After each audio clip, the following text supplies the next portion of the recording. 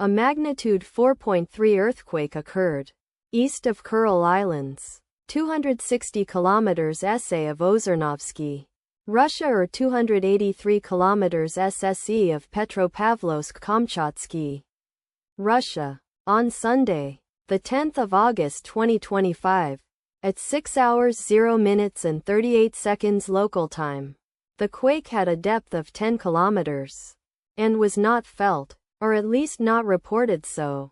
Data source from EMSC. Did you feel it? Let us pray. May the earthquake that occurred not affect our brothers and sisters there. May the earthquake not happen again. And may God protect everyone. Amen.